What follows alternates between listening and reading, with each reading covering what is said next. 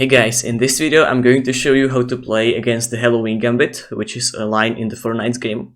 And here white plays knight takes e5, which might be very surprising at first, but it's actually not a very good move. So first of all, I'm gonna show you the easy way, which doesn't involve much theory for black, and I mostly play this as black too. So we capture the knight, of course, and now white plays d4, which is the only move that works. And the best move is to go knight g6, but here I a lot of times choose to go knight back to c6.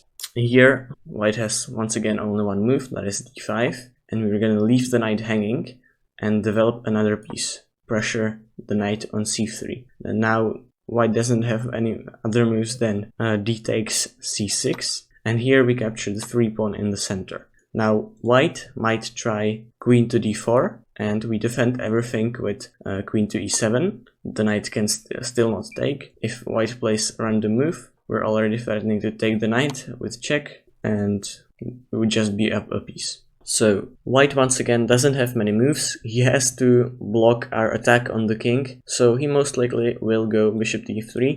There is also bishop takes d7 or knight e2, but this is clearly the best move by engine.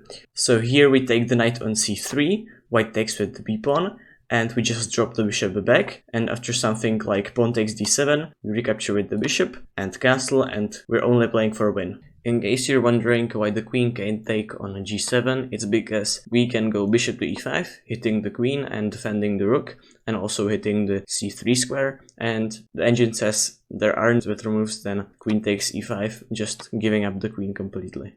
I should probably mention e5 too. Here we simply go back to g8, and although white has some compensation for the knight, it's not that big and you should be able to win the game. Now I'm going to show you the more accurate move according to engine, which is knight back to g6. Here white almost always goes e5, and we drop back to g8. And you can see in the database, the only move that really gets played is bishop to c4. We're gonna look at the other moves too, but let's look at this one first.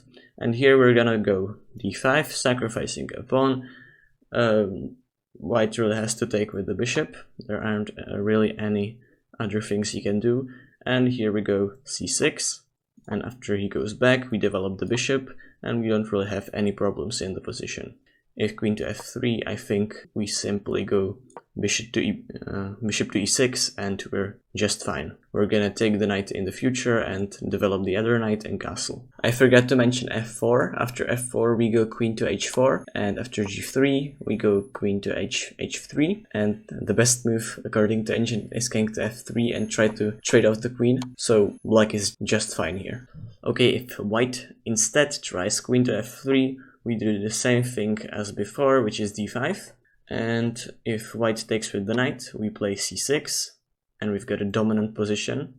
If he instead takes with the queen, we are happy to trade the queens, and we're just up a piece.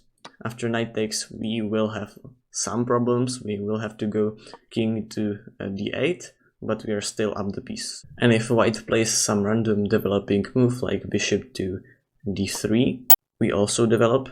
I would go bishop to b4 here, try to trade off as many pieces as possible, and if white ever tries to go for h4, which might look scary, we simply respond with h5. Here we're already threatening to go here, and white doesn't have anything here.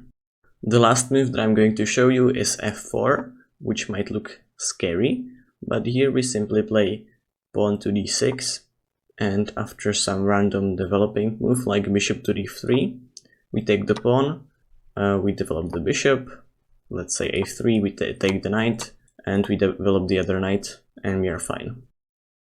Okay, so that is all you need to know from the Halloween Gambit. Thanks for watching the video, and see you in the next one.